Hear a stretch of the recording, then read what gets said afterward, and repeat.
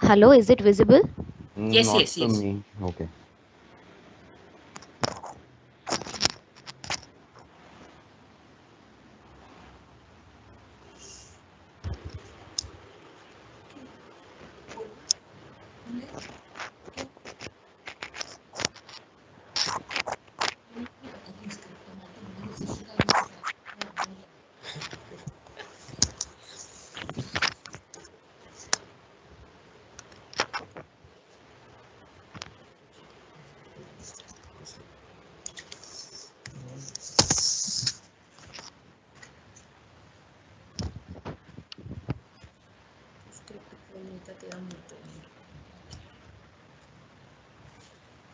Am I audible?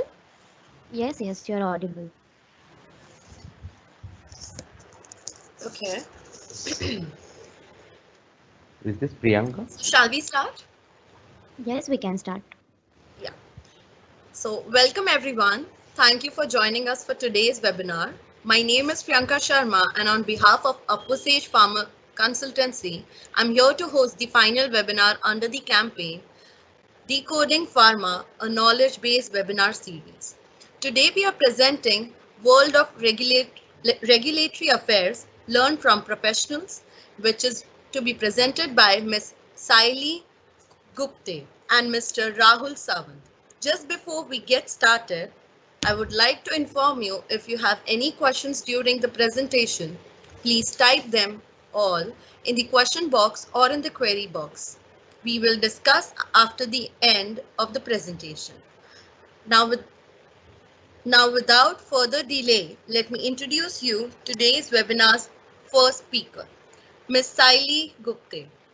Ms. Sayali has completed her Masters in Organic Chemistry and PGDM in Regulatory Affairs API and Formulation. She has been associated with MNC for review, compilation, and submission of DMFs in API section. Her core area of work is submission with USFDA. I would now hand over the session to Ms. Sayali. Yes, thank you so much, Priyanka. Hello, everyone. This is Sayali. And first of all, I would like to welcome you all to this webinar of World of Regulatory Affairs arranged by Team Aposage. Hope you all are fit and fine during this pandemic. So actually, when Team Aposage approached me and told me regarding this webinar, I found it really thoughtful because if you see, pharma is well established field in India as well as in other countries. So we pharma people literally work for 24 by 7 to support people in terms of medicines, and we generally make sure that we will provide good quality of medicines.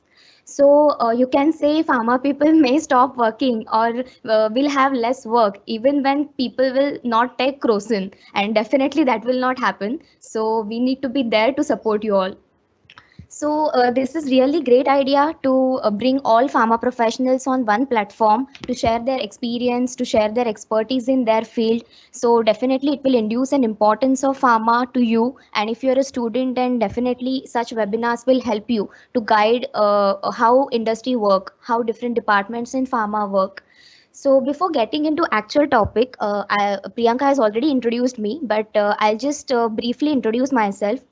After completing my masters, I started working with one Indian pharmaceutical company in R&D center, and my core area was QA there. So I was more into documentation. That time, what used to happen, these regulatory affairs people used to come with certain sets of queries to us, like China queries, US queries for different molecules. And we used to sit together, we used to make strategies to resolve these queries, and then we used to respond them. And we will see to it that we used to see to it that next queries will not come. Like that our strategies used to be. So from then I started getting interest, started developing my interest in regulatory affair. I started reading guidelines, I started watching videos how regulatory authorities review the documents and all. And then I completed my PGDM in that. So currently I'm working in regulatory affairs department. So first let's understand. Hello, Priyanka, are you there? I cannot move my presentation.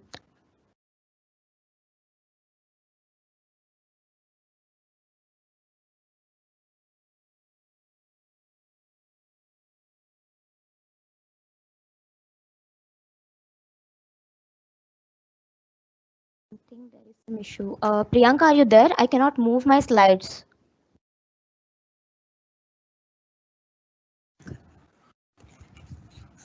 Yeah, just a second. Yeah, yeah.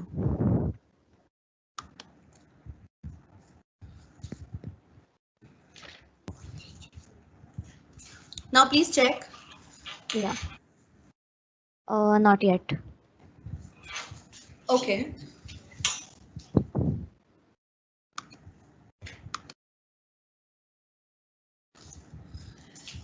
Can you please reshare the slide? Actually, nothing is working out. Okay. And it's not getting closed also.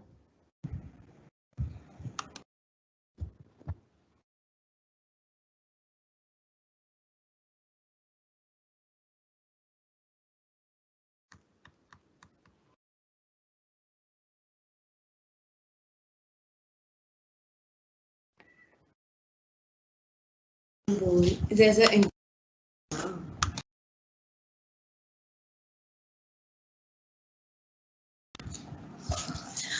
there might be an internet connection problem maybe from your side. So can you please restart the Microsoft? Actually, I cannot do anything right now. I cannot close also this screen. I think there is internet issue.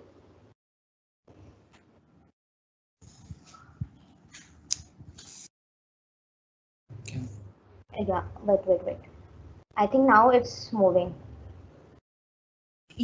Yes, you can now continue. Yes, sure. Okay, so let's first understand what is RA. What do you mean by regulatory affairs? Now, I try to make you understand in very simple language here. Just imagine that you are owner of XYZ pharmaceutical company, and your company is producing azithromycin tablets. Now my production is done. I want to sell my medicines now in market in India as well as in other countries. So it will not happen like directly my marketing team will come and pick those samples from me and then they will start selling in the market. This will not happen. Just try to understand whenever anything is consumed directly by patient like medicines or drug, you need to first check its quality, safety and efficacy. Now what do you mean by efficacy? Its maximum response of your drug to produce desired therapeutic effect. So whenever you're marketing any medicine, you should get approval for these three areas: safety, efficacy, and quality. Now, for different countries, there are different regulatory authorities, or I would say regulatory bodies. They will control these three areas so that they will make sure that whatever medicines so and so company is marketing, it will not harm their people. It will be safe for all people. So if I want to market my medicine into US, then I will submit entire my data to USFDA. USFDA is a regulatory authority of US. Likewise, if I want to submit my product to China, if I want to sell my product to China, I will submit it to Chinese FDA. So all this work is done by regulatory affair people. So I can just say regulatory affair is an interface between pharma company and regulatory authority. Your job is really very challenging because you need to maintain balance between both of them, pharma company as well as authority. Your company cannot talk directly to authority. They will first come to you. You need to check the data, you need to review the data, and then you need to submit that to authority. So whether authority is finding any queries regarding that, they will again come to you. They will not talk directly to other departments of pharma. So basically here your job is challenging and you are responsible for whatever you are filing. If you're doing any mistake in that, then again regulatory will come to you with lots and lots of queries. So just see to it that queries will be avoided. Next, I would like to explain how do we work, how Regulatory Affairs Department work. Now, there are three main steps once you join Regulatory Department. First is your data collection. Now, you need to collect data from all the departments like production, QA, QC, analytical laboratory, R&D center, everywhere. Okay, and you need to take follow-ups every time. It's not like today I'm pushing mail that send me so and so data, so it will be sent by them to tomorrow or the day after. It is not like that. You need to take continuous follow-up from them because timelines are very important if you are a regulatory person. So Your first step is done. You have collected data from each and every department regarding that particular molecule which you want to file. Next step is review. You need to do deep review of all the documents. Okay, now QA person has already done that, or production people has already done that, but you cannot trust anyone because all are human and all can do mistakes. But ultimately you are going to file this to regulatory authority, so it's your job that thorough review should be done for all the documents. And I'll not say that for each and every department you should have all the knowledge, but at least you should know the process, what production is doing, what QA is doing, so that you can question them why it is like that, why the set limit is like that, why your process is like this. All these questions you should ask to your company, so that again when you submit the data to authority, your queries will be avoided. That's the main motto. And within a particular time period you will get approvals also. Now, next point is filing of products to authority. Now, your data collection is done, your review of the document is done. Now, you need to compile all this data, whatever you have reviewed. Directly, whatever data you have collected from the departments, directly you cannot share it with any agency. There are set formats, and I'll explain that later once we go ahead in this webinar. I'll explain that these formats are common technical documents, basically, and there are different sections, different modules, different subsections, and different sections should include different information, particular information only. Okay, so once your review is thorough and proper, it is easy for you to compile that particular document and to make that submission properly. So these three things are very much important once you enter regulatory affairs world. Now, next point is regarding division of regulatory world. Now, regulations of medicines are very, very important everywhere. Means every country will make sure that my people will get good quality and good efficacy medicines. But there are certain norms which are different for different countries. And on the basis of that, on the basis of such strategies of regulations, these countries are entire world basically is divided into four categories. One first is North America. In that US and Canada will come. So for there the norms are same. Then next is Europe. Then third one is Japan, and fourth is rest of the world. Now rest of the world will include all the countries, all other countries which are not mentioned above, like except for US, Canada, Europe and Japan. All the other countries will come into rest of the world, and for all the countries different norms are there. Basically the criteria is same, criteria for filing is also same, your CTD documents are also same, but just information related to documents or something you have to vary in while filing in various countries. You need to take care of that. Now next I would like to let you know what is API array and formulation array. Let's first understand what is API and what is formulation. So basically your API is active pharmaceutical ingredient. It's active ingredient of your medicine. Without that, your medicine cannot produce any desired therapeutic effect in your body. And that is referred to your drug substance. And next is your pharmaceutical formulation, means that's a final version of your product. Means let's say ointment or tablets or cough syrups. So all these things are your formulation. Your API is always getting converted into formulation and then it will be consumed by people. API is not directly consumed by people. So in any company, there are two groups. One is API RA group and other is formulation RA group. So API RA group always handles all queries or all filings of your drug substance related, all queries and all that API RA group will handle. And formulation RA will handle everything related to your drug product.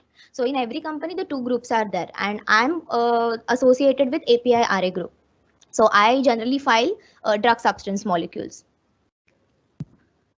Now next is very important slide, that is filing of API and formulation. How you will file API and how you will file formulation.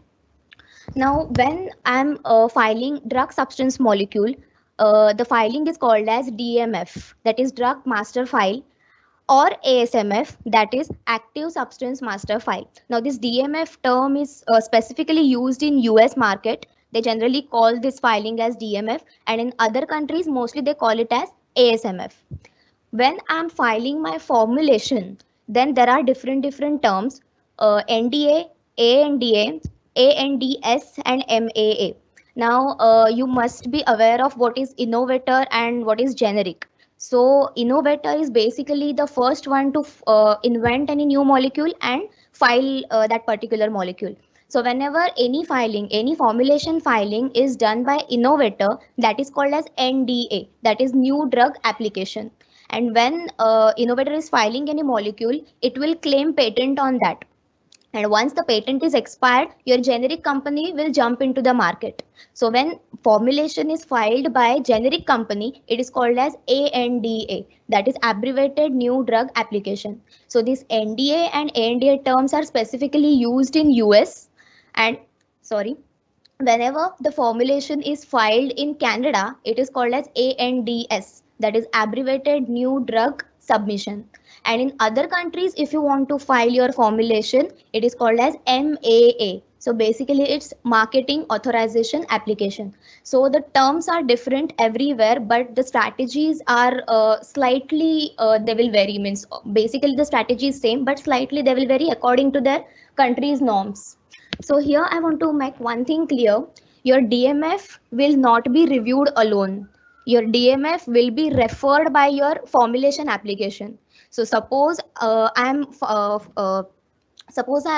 filing my ANDA, then my ANDA should contain my DMF number. Then and then only my DMF will undergo review in the review process. So DMF will not be reviewed. DMF will be always referred by your formulation application.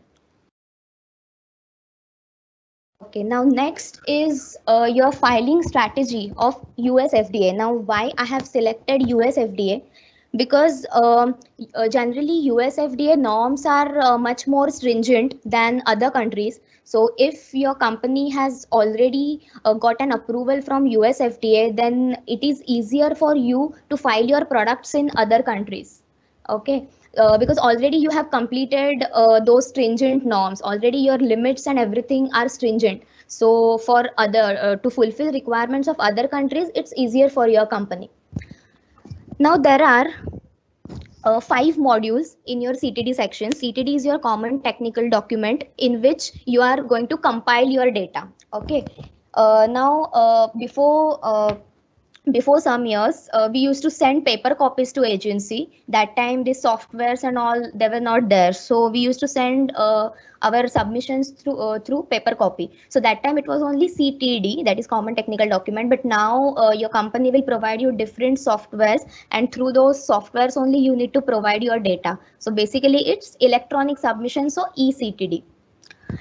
So there are 5 modules in your eCTD. Module 1, 2, 3, 4 and 5. Now module 4 and 5 are basically formulation related modules, non-clinical studies and clinical study reports. So today we are not going to cover that, because today I'm talking only about API sections. So these two are, just remember, just these two are formulation related topics, formulation related modules. Whenever your drug substance is getting filed, you will not require these two modules. You will require only 1, 2 and 3 module.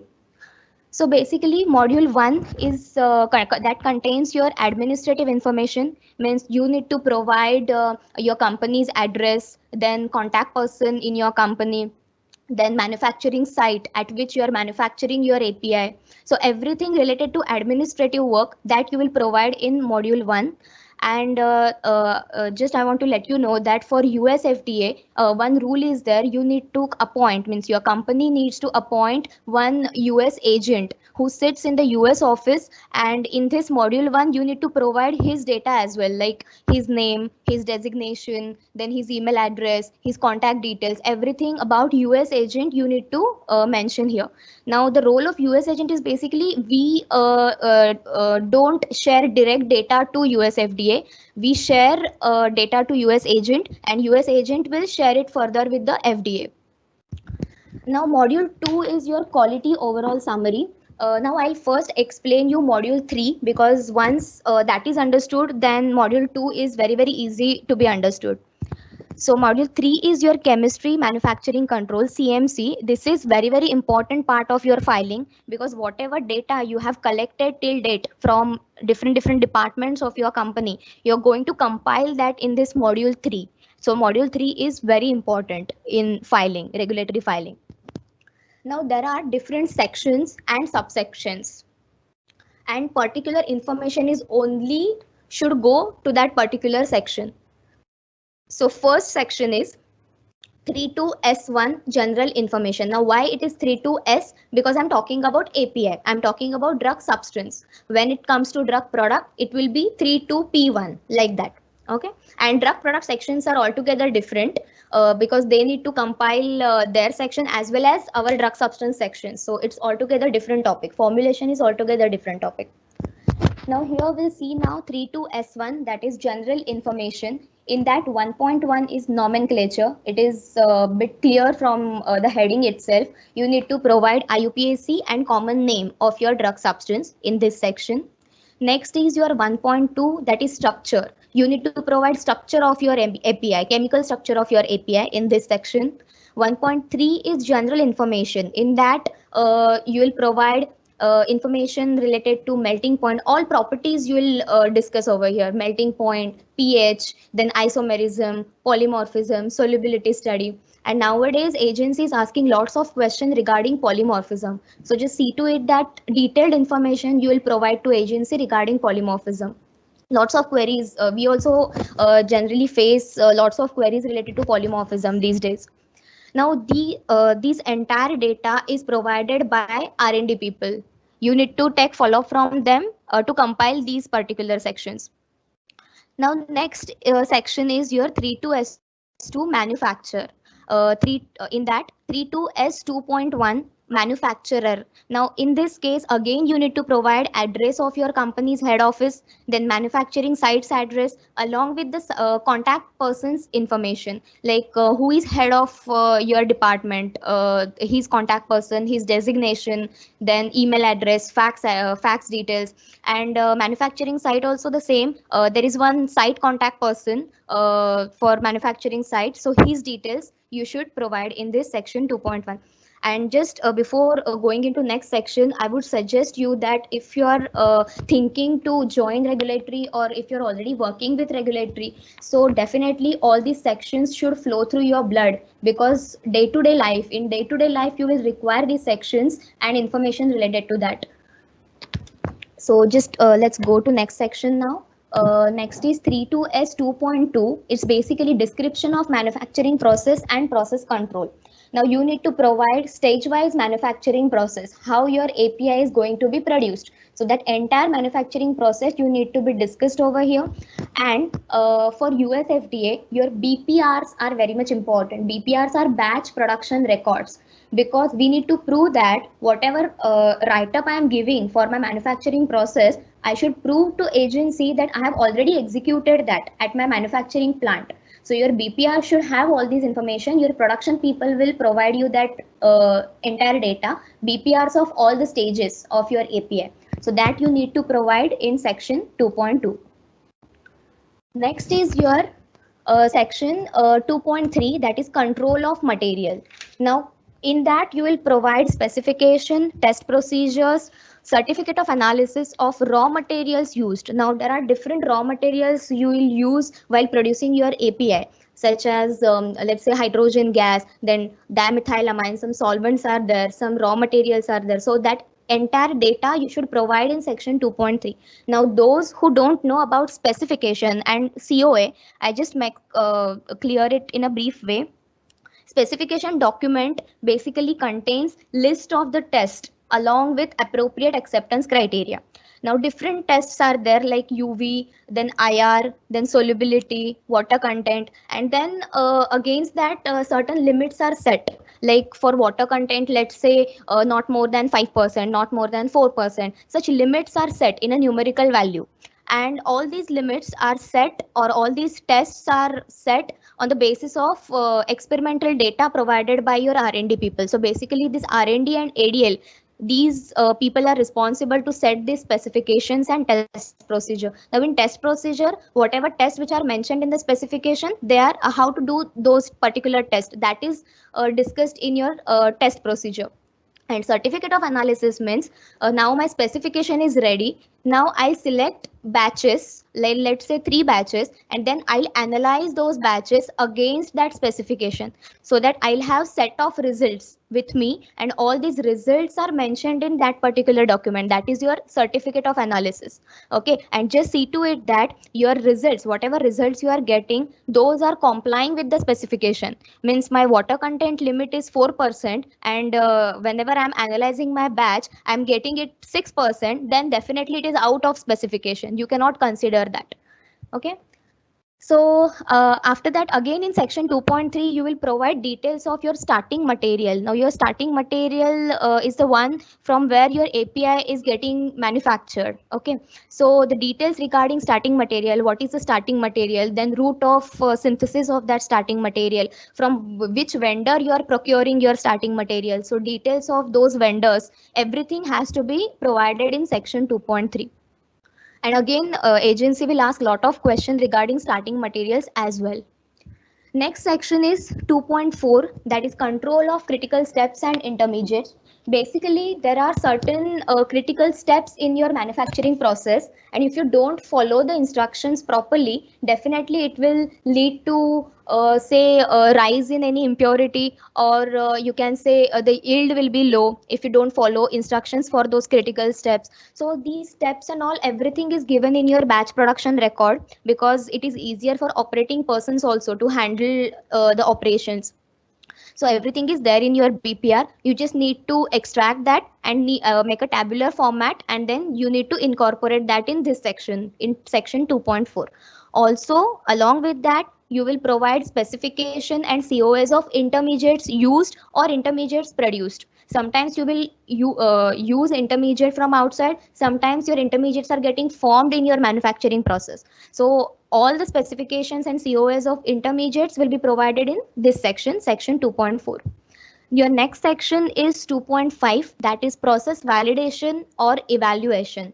So basically, it's a validation of your process. Means basically you are establishing an evidence demonstrating that your process or procedures carried out in testing or production maintains desired level of compliance at all the stages. Your process should be designed in such a way that it will be complying at all the stages. And generally in this section, you'll provide qualification of your facilities, qualification of your equipments.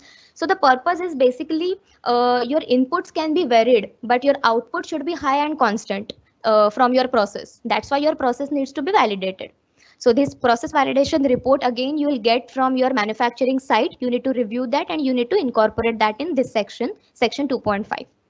Next section is 2.6, that is manufacturing process development. Basically, this section contains your DDR, that is drug development report. Your process development laboratory will provide you this because they have carried out n number of experiments, not just positive experiments, but some negative experiments as well. Then they have incorporated some reprocessing criteria as well. So from scratch, they have produced this report, that is drug development report. And this entire report you need to incorporate in section 2.6. Your next section is characterization. So it's basically 3.1 is elucidation of structure and other characteristics. Now here you will include all characterization data, IR, NMR, UV, mass, then C13 NMR, proton NMR of one representative API batch and its working standard, because agency needs comparison. Means my batch data is this so and so, and my working standard data is so and so. So accordingly, your agency will compare it, and then they will approve that section. Next is your 32S 3.2, that is impurities. So details of all the possible impurities, whatever impurity you are found out in your API, that you need to incorporate in this section. Now I'm not getting into details of this section because in the next half you will get to know about the impurities. That's why right now I'm not taking it. Next is control of drug substance. Now here all API related information you will feed. In that 4.1 is specification. Now here again you will provide specification of your API. In section 2.3 you have provided specification of raw materials and KSM. Now in section 4.1 you will provide specification of your API, final molecule. Now next is 4.2. Again, it's an analytical procedure. So here you will provide your standard test procedure for API, analytical procedure for API. Whatever documents you are providing for raw material in section 2.3, all the same documents are there, but for API that you will provide in this 4 point section, all 4.1, 4.2 like that. Now next is your 4.3, that is validation of analytical procedure. Now whenever you're developing any in-house methods, those needs to be validated, because again the same thing, that you need to establish the evidence that all the tests are complying with the limits. That's why all in-house tests are validated. If you're taking tests directly from the pharmacopoeia, you're following any US pharmacopoeia or European pharmacopoeia, then these are validated method. You don't have to validate them again at your company. But if you're developing any in-house method, then definitely you need to validate it, and you will get all these validation reports from your R&D, and you need to submit that in 4.3. So there can be validation of assay, validation of your organic impurities, validation of residual solvents, carryover of impurities, anything, any validation report will go in section 4.3. Next is your batch analysis. 4.4 is batch analysis. So basically here you will provide certificate of analysis of API. Now my batches of API, generally for USFDA, 3 batches are recommended, that you should provide COAs of 3 batches. So these 3 batches will be tested and analyzed according to my specification, and then all these results will be tabulated in this section 4.4. Then 4.5 is justification of specification.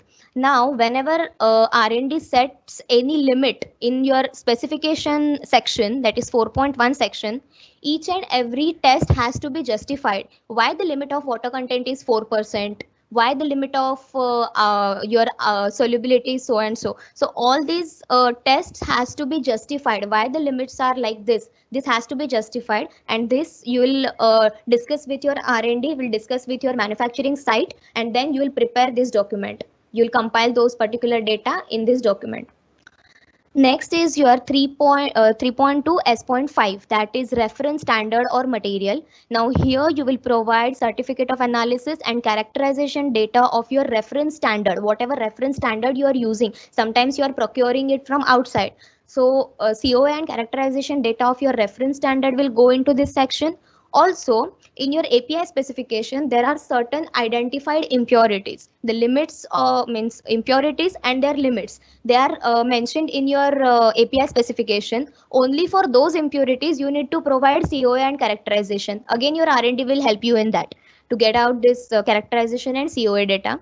And then you have to mention that in your section S.5. You need to incorporate that.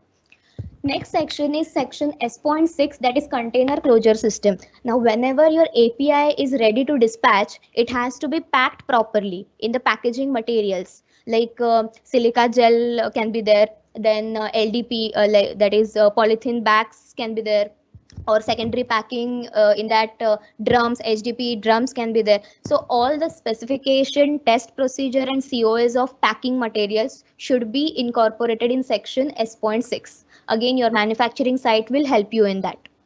Then next is your 3 to S7, that is stability. Now batches are undergone stability at certain storage conditions. Now there are certain guidelines for stability. My colleague will take you for that in the next half. So as per those guidelines, certain at certain storage, my batches are charged. Okay, and then it has to be tested that some tests can be changed on storage.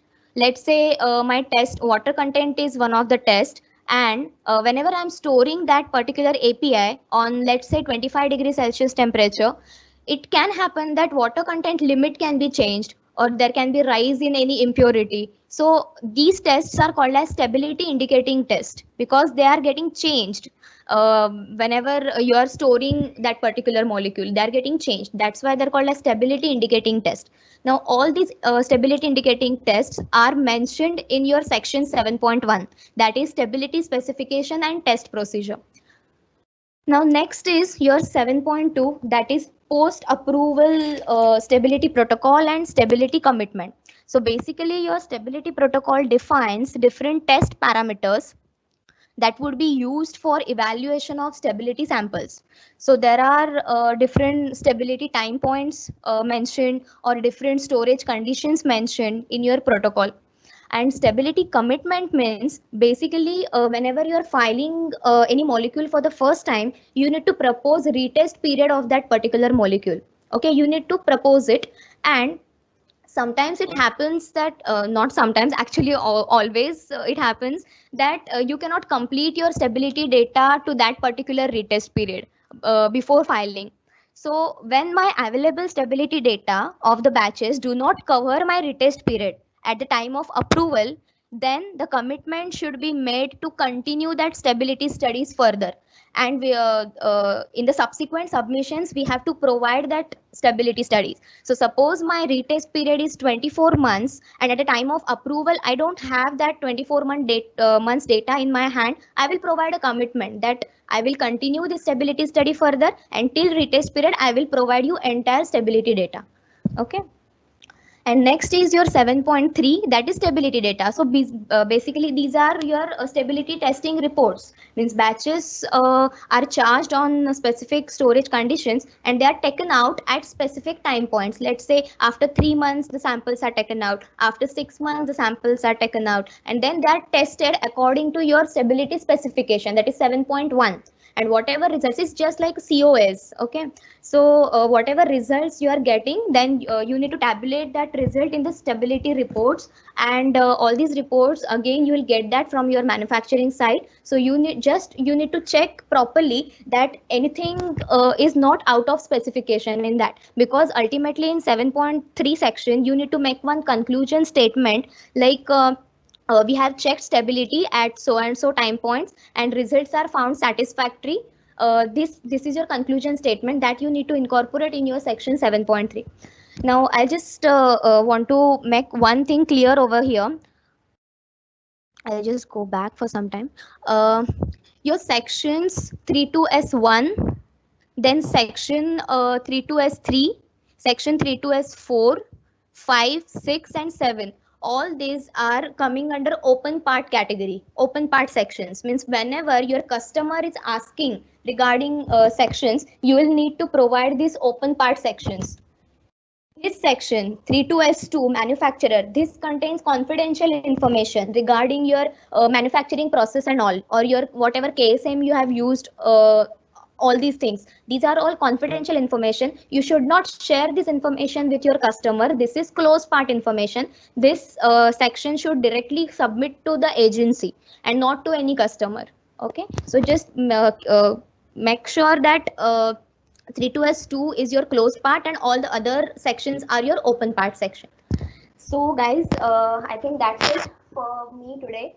I have tried to provide you the flavor of regulatory, because regulatory is a vast subject, and in definitely 30 minutes you cannot incorporate more topics to discuss.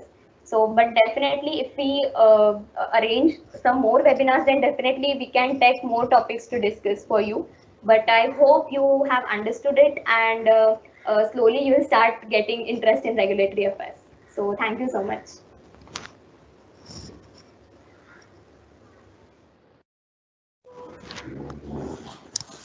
Thank you, Ms. Sayali. Yes, thank you, Priyanka. Moving forward with our second phase of webinar, we have with us Mr. Rahul Sawant, who has completed his master's in molecular biology from Uppsala University, Sweden, and has been associated with MNC with primary responsibility of giving regulatory clearance of using outsourced APIs for companies, drugs, products, MFT, majorly for the US market, as well as for auditing outsourced vendors from a regulatory point of view. Over to you, Mr. Rahul. Okay, so I'm just sharing my screen first.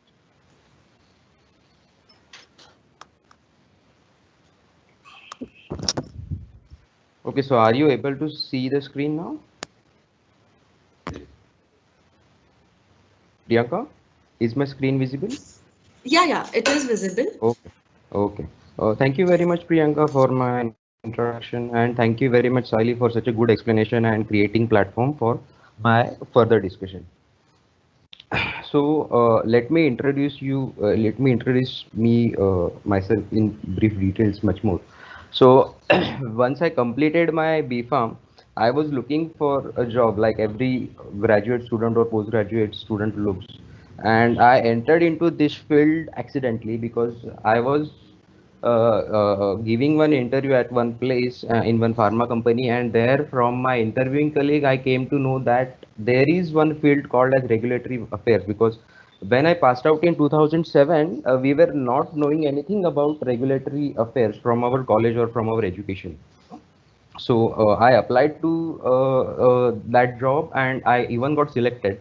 But when I got selected, I wasn't knowing that I am selected in the API field, because at that time there was very less knowledge available about the regulatory field, that I wasn't knowing that there are two separate departments in regulatory affairs. One is for API and another is for formulation. So around 3 to 4 days after I joined the company, I came to know that yes, I am in the API department.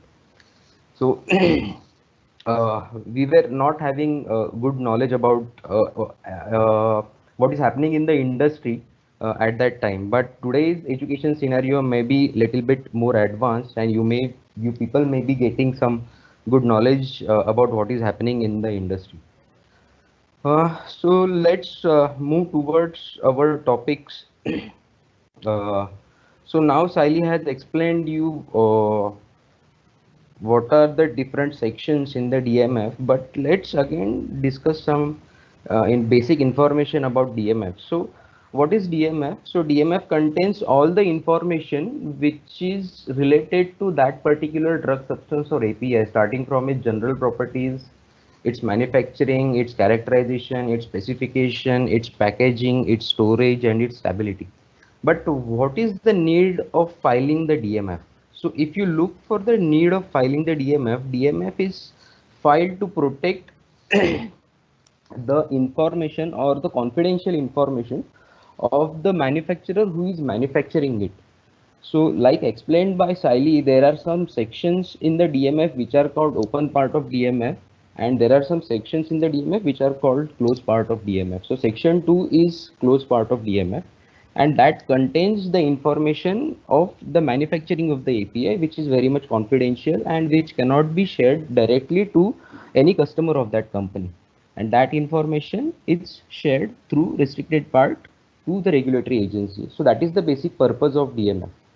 If we look at the different types of the DMF, majorly if we look at the US market, so now you must be wondering why Saili also focused that majorly it is for US market. US market is the major market for almost all the Indian pharma companies who are working in the regulatory field, because that generates you much more revenue. Now you must be wondering that the price of euro is more than the price of dollar. Then how come US market will generate more revenue than Europe market? So it's not only about the price of dollar and Europe. It's like that you should also get the customer. So more population you have, your product will get sold, and then you will get the money from your sale. So in Europe market you won't get that many customers, but in US markets you will get. So that is the reason US market is the primary focus of many Indian pharma companies who wants to deal in active pharmaceutical ingredients or a final drug product. So that is the reason many discussions will be focused on the US market. So for your US market, there are 5 types of DMF typically. Out of that, for type 1 is now made obsolete, which is related to the manufacturing site facilities, operating procedures, and personnel. This type was accepted earlier by USFDA, but now FDA has made it obsolete.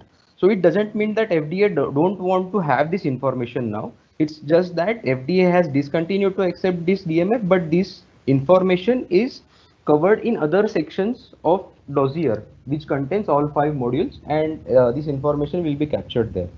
With respect to API part, mainly type 2 DMFs will be there, which will cover the information of drug substance, drug substance intermediates, and materially used in their preparation. So what does it mean? That you can file type 2 DMF with USFDA either for drug substance, either for drug intermediate or material used in their preparation. So what are drug intermediates? Say you are starting manufacturing of your drug substance from A and B. These two will be the starting materials.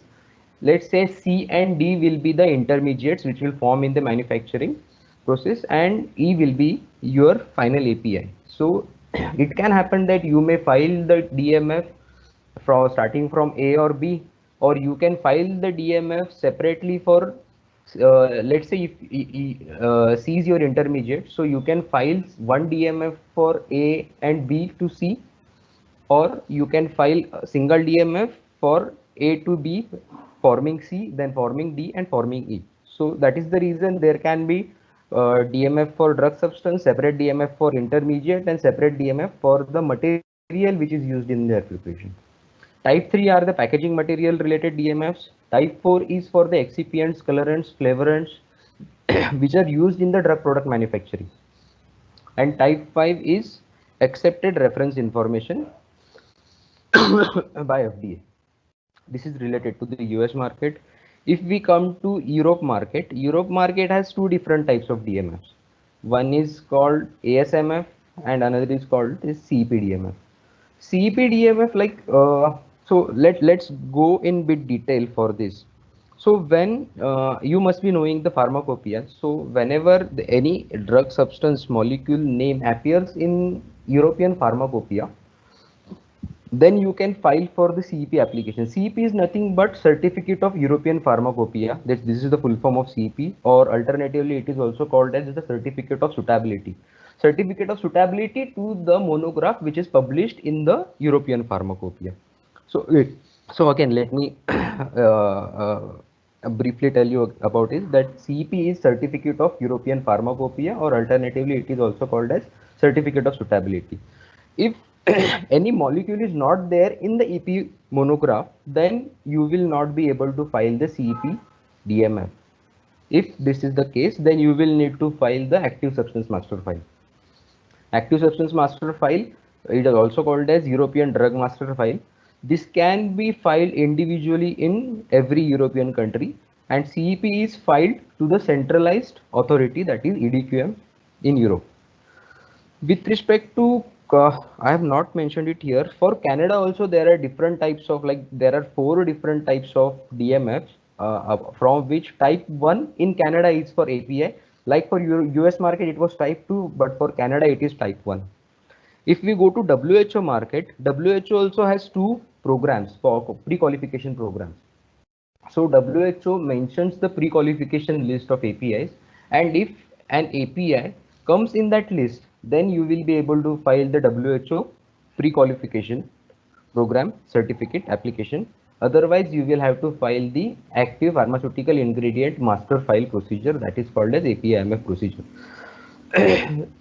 One thing I want to make clear here is that if you go in WHO market either with WHO PQ or APIMF procedure, or in Europe market with ASMF or CEPDMF procedure, all the data will remain same, just the application type is different. All the review procedure will be same, all the queries will remain same, just the application format is different. There is nothing difference in the ASMF or CEP dossier.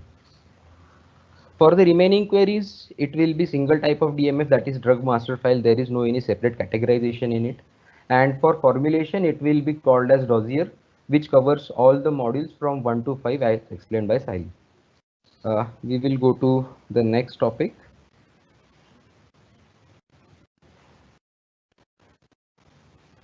Yes, here comes the one more important topic from regulatory affairs, which is called as letter of authorization and or letter of access. So as explained by Sayali, the DMFs are not reviewed individually. So DMFs are always reviewed. So let me explain you the procedure briefly. So let's say ABC is the company which is manufacturing an API, and XYZ is the company which is manufacturing drug product. So XYZ company will first take API from company ABC, Then XYZ company will manufacture their drug product. They will generate their stability. They will generate their dissolution data and all the requirements as per the ICH requirement, ICH guideline requirement. And they will start the filing procedure of the dossier, which will cover module 1 to 3. So when they will, sorry, sorry for my voice. So when they will start the filing procedure, then they will need the letter of authorization from ABC company who is manufacturing the API. Why they will need it? Because as explained by Sayali and me, that DMF contains some confidential information which cannot be shared with their customers. So for ABC company, who is the customer? Their customer is XYZ company, who will then manufacture the drug product. So ABC company can share the DMF with XYZ company, but only for the non-confidential part. Confidential part will be filed by ABC company directly to the agency. So now XYZ company, here we will take example of US market again. So now let's assume that ABC company has filed the complete DMF, the applicant part or the active substance master file with agency. Now XYZ company wants to file their dossier. Now what will happen is that XYZ company will take a letter of authorization. This is single page document which has fixed format by the respective agencies, and then they will submit it. Now what will happen with this letter of authorization? ABC company will give letter of authorization. It is the authorization certificate or the access certificate given by the ABC company to the agency. For what? To review the confidential information from the DMF which is filed by ABC company against the ANDA or ANDS or marketing authorization application which is filed by XYZ company. And once certificate is provided by the ABC company to XYZ company, then only their ANDA, MAA or ANDS will be reviewed. That is the reason in first point I have mentioned that it is agency, DMF and ANDA, ANDS or MAA holder specific. There will not be any general letter of authorization, and without letter of authorization agencies will not review the DMF. Please fix this sentence in your mind that without letter of authorization agency will not review the DMF of API. But are there some exceptions to it? Yes, there are some exceptions to it for reviewing of the DMF.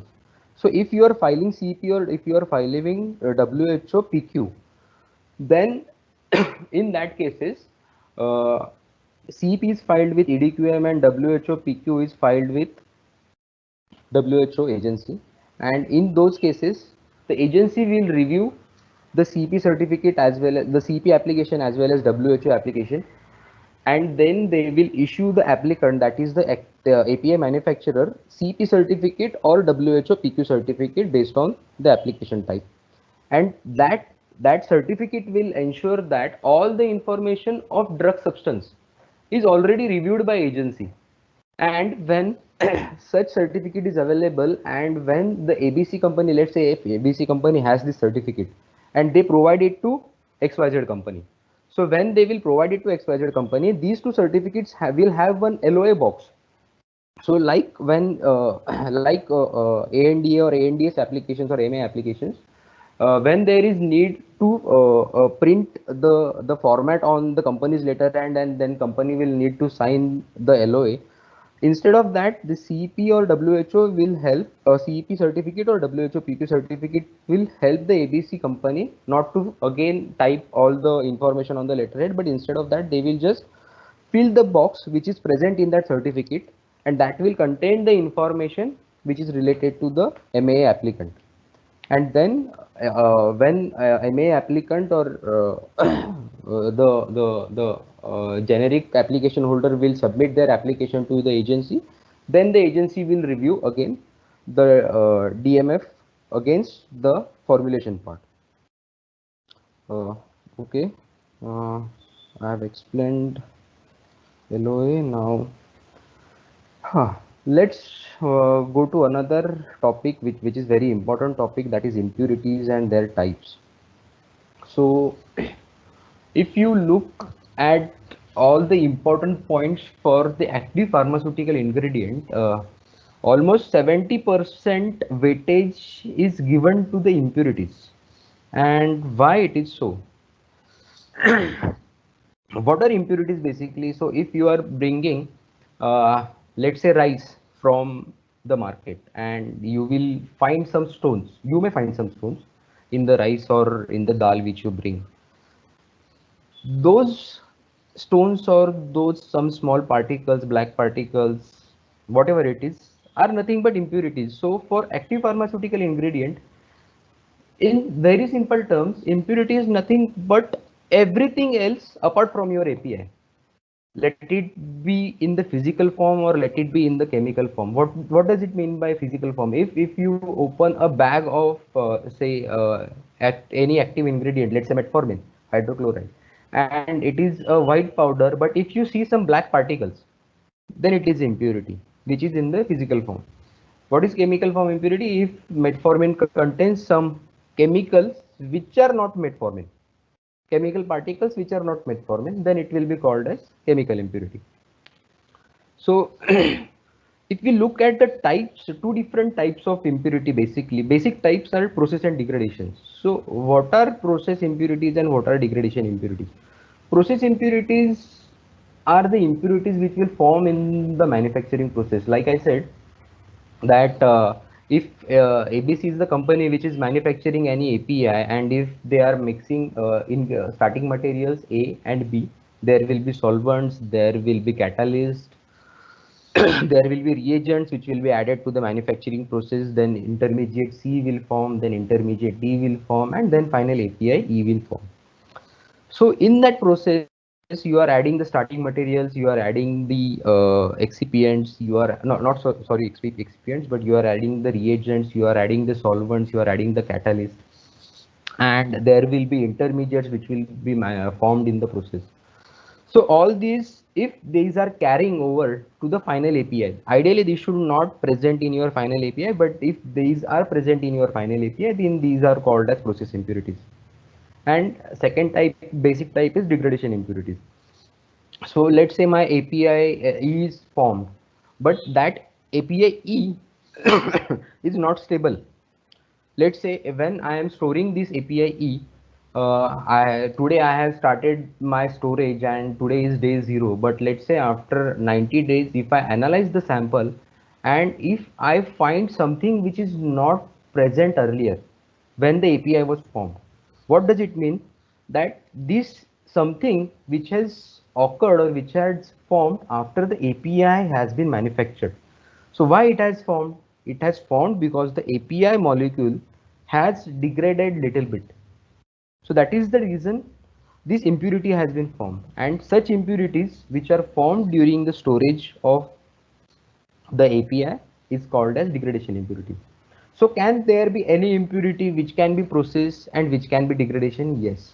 There are such impurities which are process impurities which are like starting materials or which are intermediates which are formed in the process, but they can also form due to the degradation of API during the storage. Such impurities are called process and degradation impurities both. Uh, let's uh, let me give you one example to make you understand why impurities are much more. This topic is much more important. There is one person who is suffering from any disease, and if someone tells him that this is the medicine to it, he will take it or not? Yes, definitely he will take it.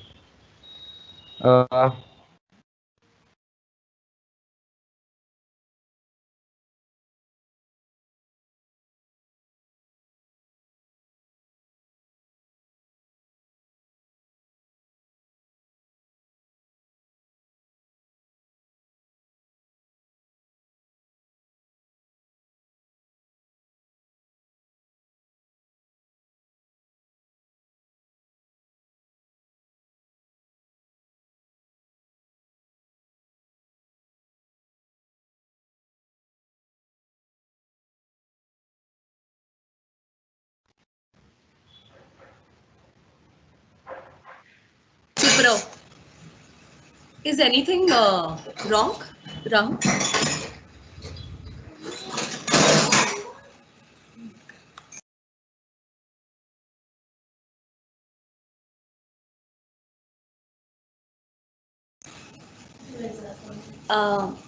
Hello, Rahul.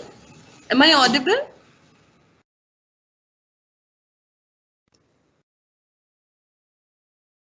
Hello.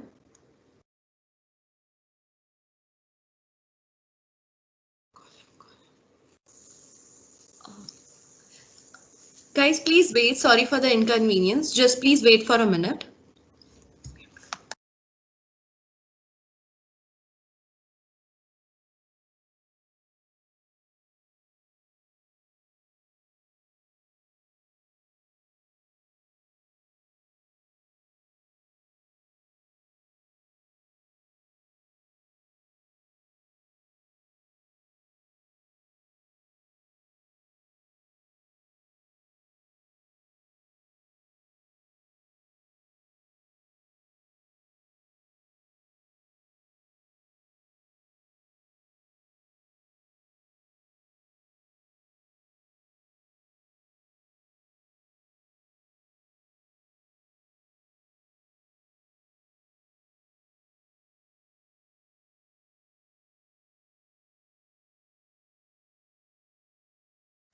Um, Hello, everyone. There's an internet connectivity problem with Mr. Rahul, so he'll just join us within a minute. Thank you.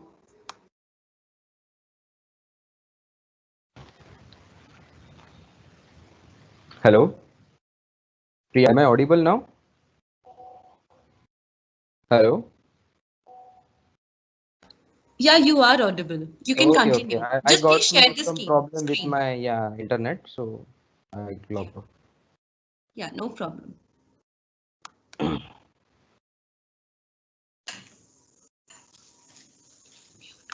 Is it visible now?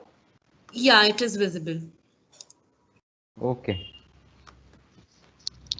Okay, so we discussed the process and degradation impurities. Let's move to the other types, different types of impurities which can form in the manufacturing process. So there are basically 5 different types of impurities.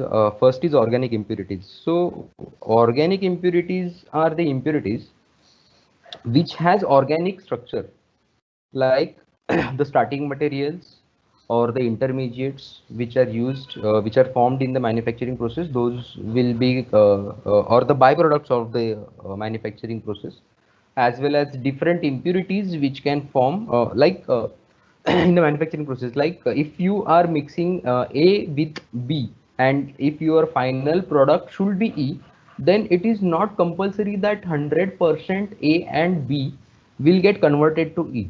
It can also form the by all the other chemical molecules which are called as impurities.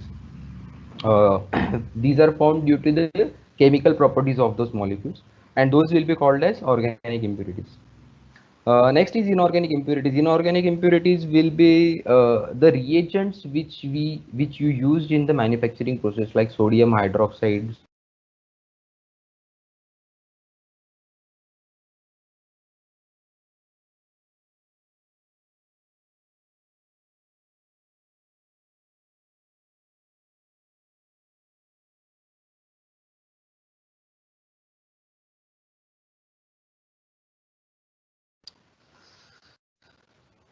Hello,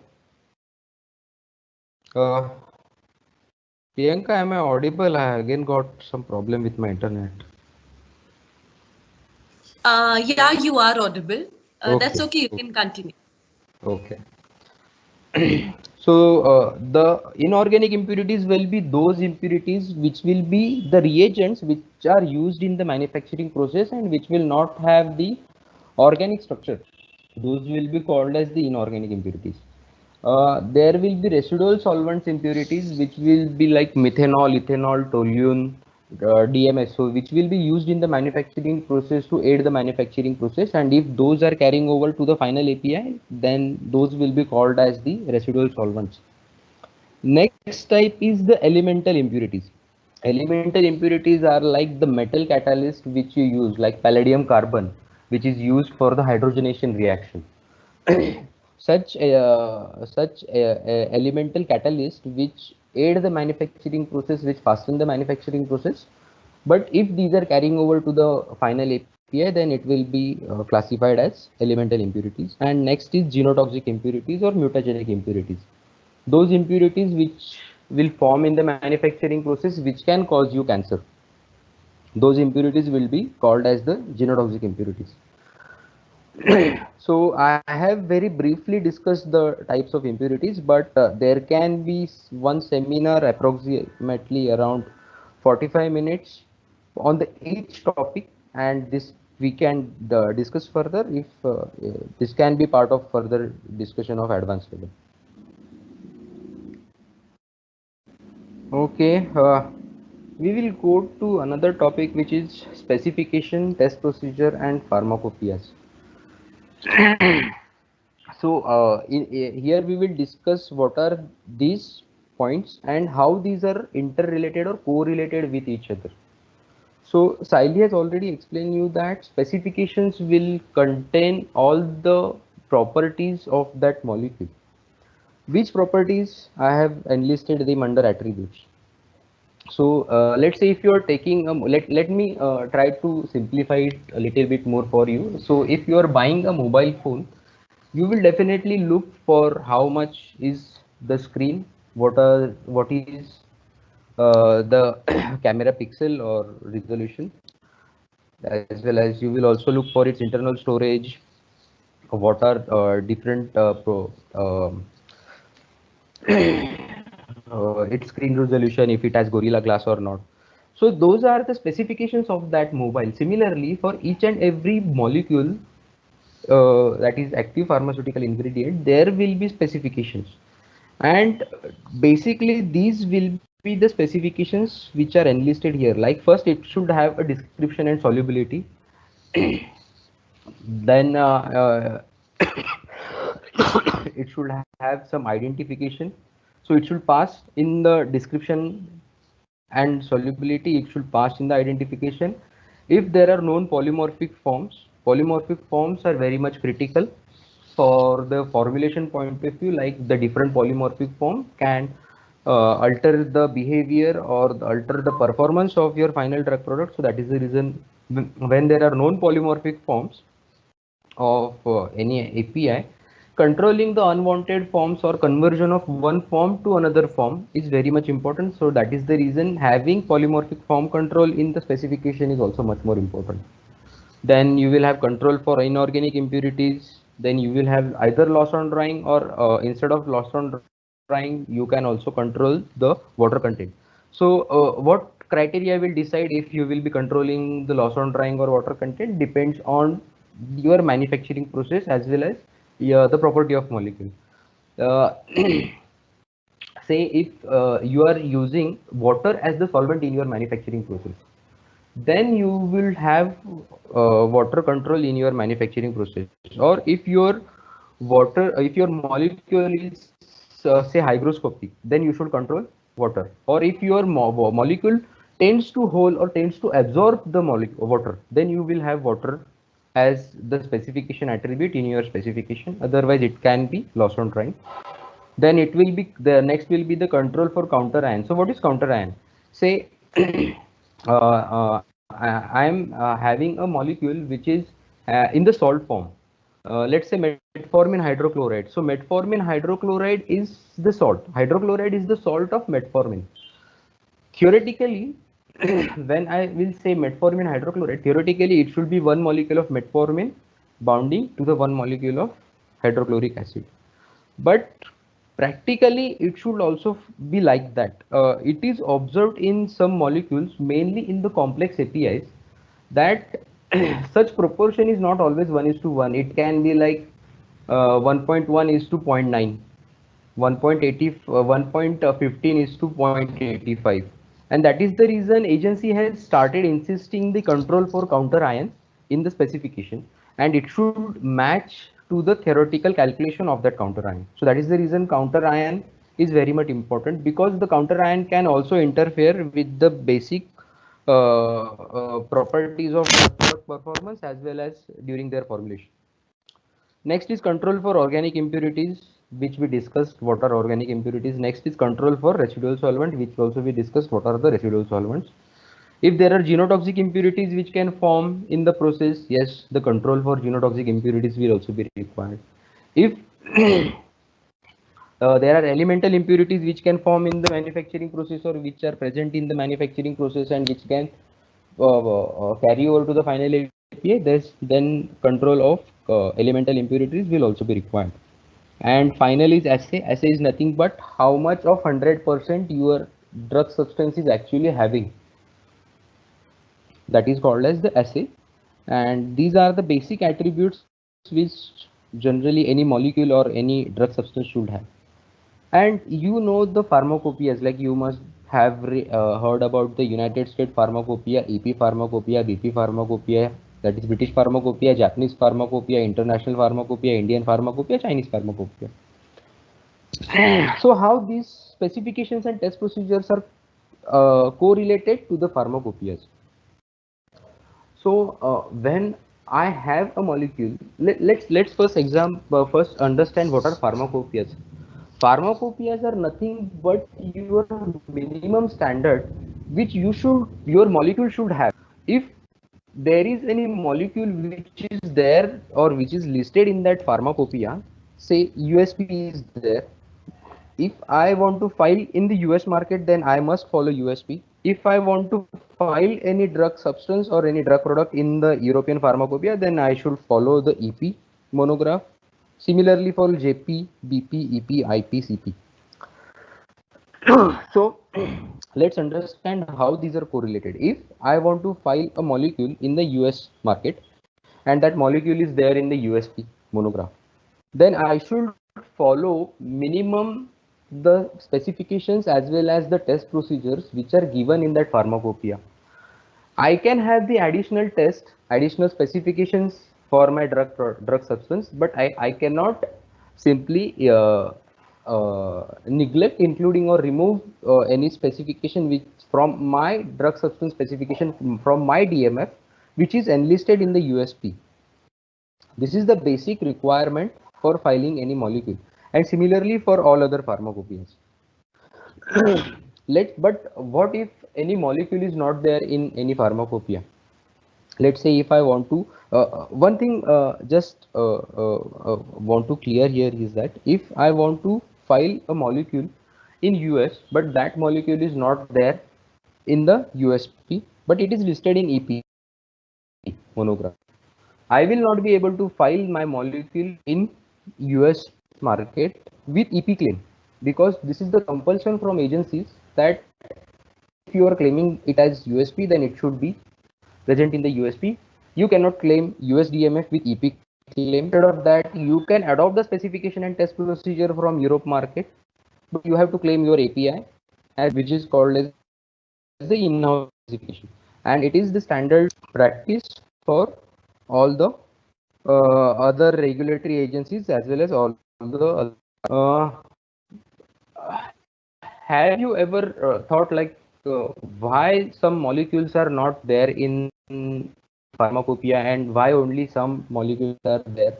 If you have looked at USP, JP, BP, IP or any pharmacopoeia, you will find that if you look for a single molecule in different pharmacopoeias, you may find that any molecule is present in some, let's say, only 4 pharmacopoeias and not in other pharmacopoeias.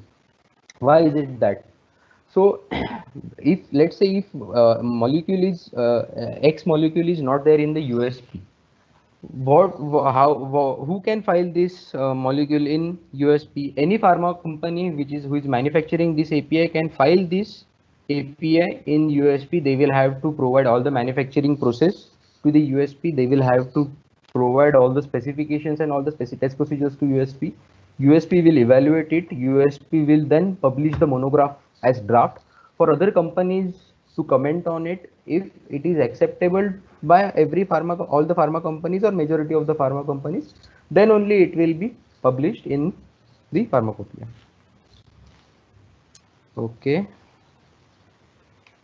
let's go to the other topic, which is regulatory agencies. So we have discussed many times about the filings, DMF filing, but where are we filing and who are the regulatory agencies with which we are filing our DMFs?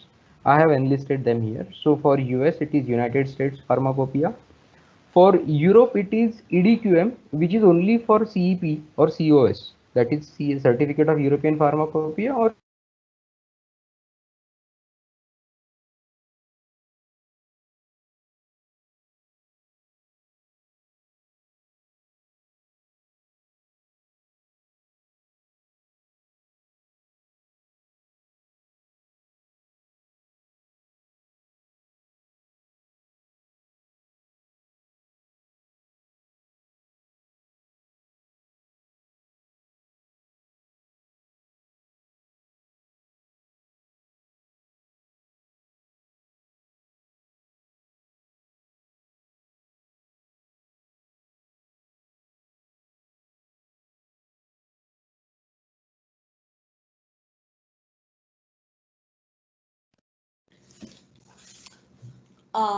Mr. Rahul? Hello.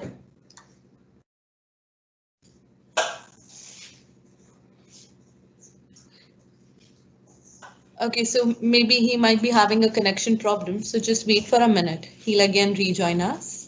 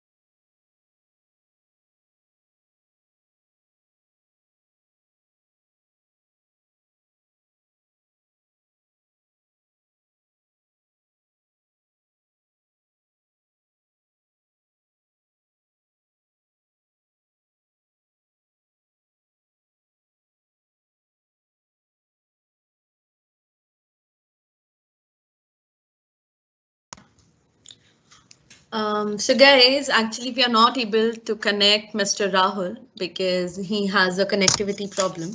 So for then we can wind up right now and we can continue with the queries and questions whichever you have.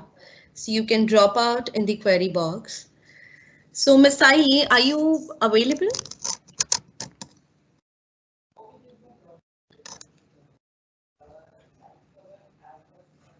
Miss Saili?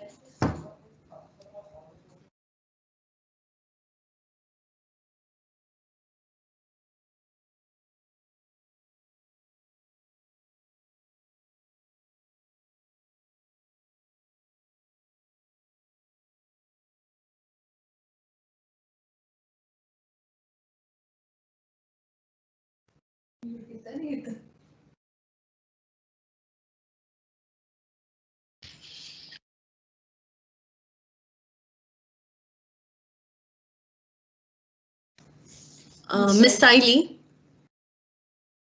are you available? Yes, yes. Yeah, so let's start with the questions and queries which our participants have. So the first question is, what are the difference between NDA and 505(b)(2) application? Yes.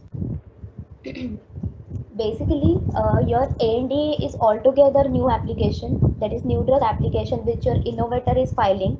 Then next term is your ANDA, that means generic company will come into picture once the patent of innovator will expire, and generic companies basically they file an ANDA, and that's basically a copy of innovator, means we don't perform any clinical non-clinical trials, we just take this data entirely from innovator and then we use that in our product or in our filing. Basically this 505(b)(2) application is a hybrid application, means it's a new application only, but many a times it happens that you need to change your dosage form or you need to try some new combination, but still you're allowed to use data which is already filed by any other company. So basically it's a hybrid between your NDA as well as ANDA, that's why it is called as 505(b)(2) application.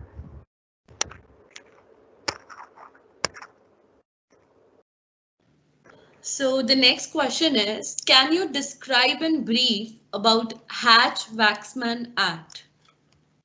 Actually, Priyanka, it will take a lot of time if I'll try to explain this, because in brief I cannot explain this Hatch-Waxman. So if Okay, we arrange the next webinar, then we can take it. sure.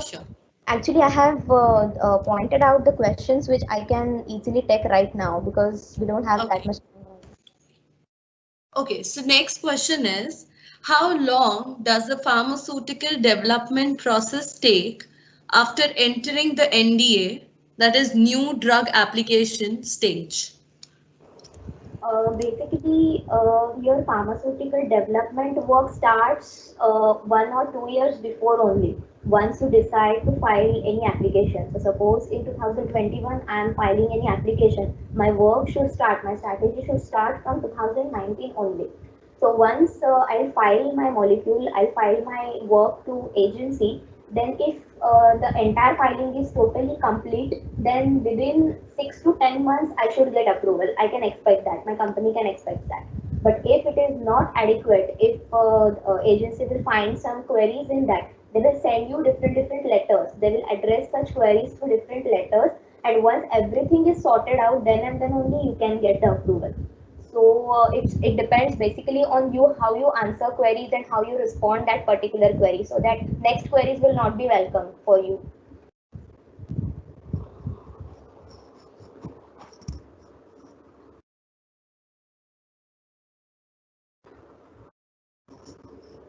Priyanka, Rahul is saying he is coming back in 2 minutes. Yeah, I believe he's there already. Yeah, I think yes, Hello. he has joined. Yeah, I just Hi, connect. Mr. Rahul. So Hi. we can continue with questions related with Mr. Rahul, right? Uh, Uh, yes, we can definitely. okay. Shall I complete few topics which are remaining, or we will take it next time? We'll take it next time. There's no problem. We can set up a new webinar as well. So for now, we can actually go with the doubts of the participants. Okay. Yeah. So the question for you is, which software would you recommend for compliance management? Why? Uh, Generally, we are using EDU software in our company, and I have worked in two companies, and in both the companies we have used EDUs, which is very easy to operate, and their support is also good. So EDUs can be used. There can be or there are other software, but I have not worked on those software, so I will not be able to comment on them. But definitely, is very user friendly. Okay, Priyanka, can we go to next question? Yeah, yeah. So if the impurities are not known even after analysis, can the drug still be approved? See, if the impurities are not known, then you can either, I think Priyanka, there are two questions which are related to unknown impurity. Next question is, how does one set limit for unknown impurity for topical dosage form? And Yes.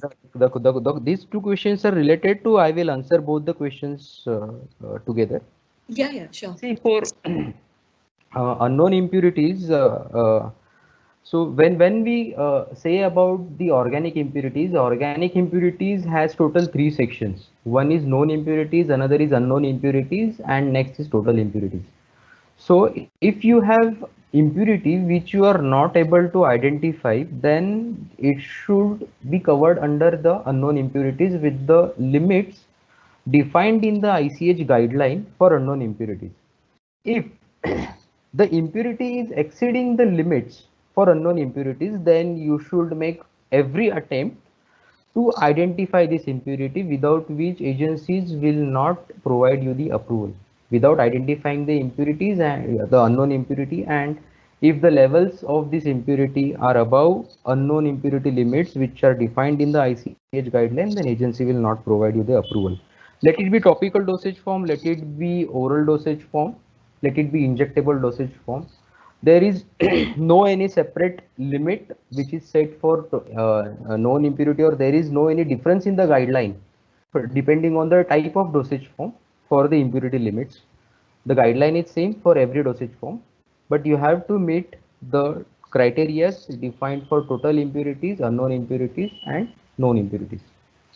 There is one more approach to it. If you are still not able to identify this impurity, then you should show to the agency all the approaches which you have done to identify this impurity, and then agency may ask you to also show the levels of that impurity present in the RLD.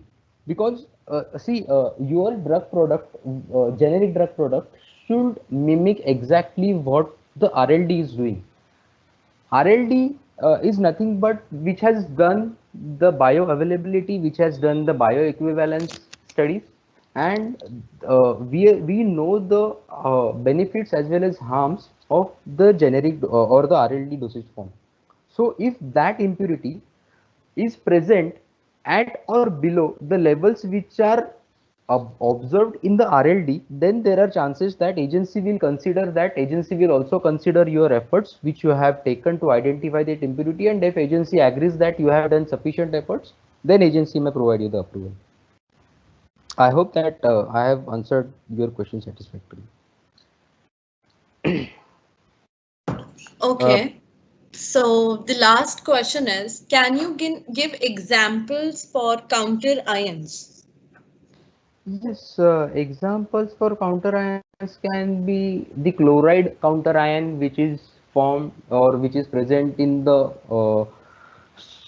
chloride salt, like metformin hydrochloride is there. Uh, chloride can be controlled as counter ion in that. If let's say example of oseltamivir phosphate, then phosphate can be controlled as counter ion. So every molecule which is in the salt form, the salt can be controlled as the counter ion. If you say the example of say metoprolol succinate, then succinate ion can be controlled as the counter ion. So there are various examples. You just look or you just Google for the molecules which are in the salt form, and all the salt forms can be controlled as counterions. But it should be in the salt form. It should not be directly bounded by the chemical bonds. Are there any more questions, Priyanka? No, actually, we have covered all the questions. Okay. So, Okay. yeah, thank you so much for covering all the and actually clearing up the doubts. So, it looks like we have covered all of our questions. I would like to ask our speakers that is there anything else you want to cover before we wind up? Mm. Uh, Rahul and Saili? I wanted to cover the remaining topics, but I think we may cover those latter. So I think we have covered. Let me tell you something which is very important when we talk about the API or when we talk about the drug product. Let me give you an example that regulatory affairs job is very challenging. Regulatory affairs department is called as the brain of pharma industry, and the reason behind it is that I will explain, or I will try to explain you by giving you one example. Let's say there is a person who is suffering from any disease, and I tell him that this is the tablet, and this can cure you. Then that person will definitely take the tablet. Now I tell you that you are suffering from XYZ disease and this is the tablet and it can cause you cancer. Will that person take the medicine, or it can cause toxicity to your liver, or it can cause toxicity to your brain, or it can cause toxicity to your blood? That person will take the medicine. Definitely he will resist to take the medicine.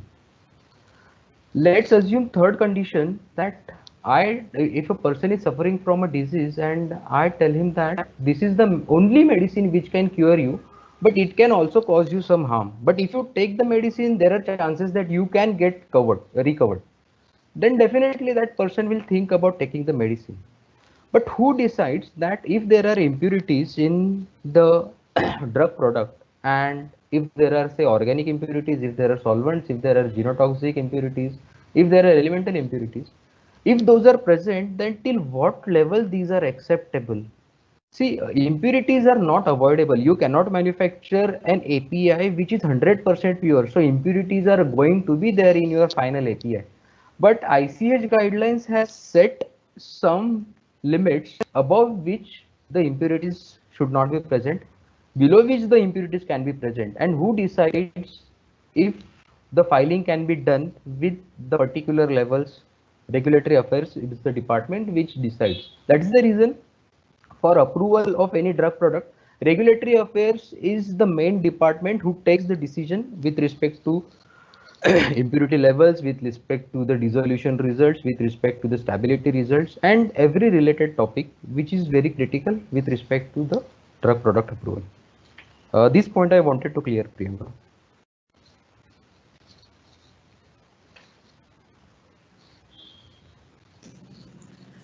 Actually, we do have a question from Vigneshwaran. Okay. So, entering the NDA only by pharmaceutical company, skilled person can file NDA?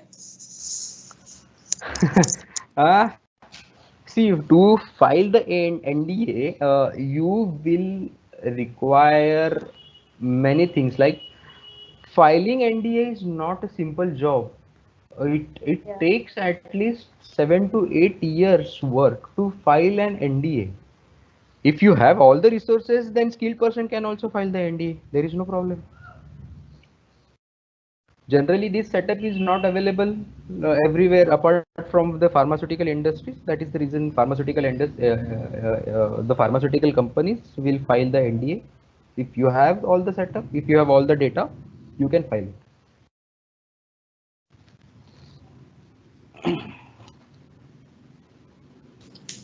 Okay. Thank you, Mr. Rahul. Yes.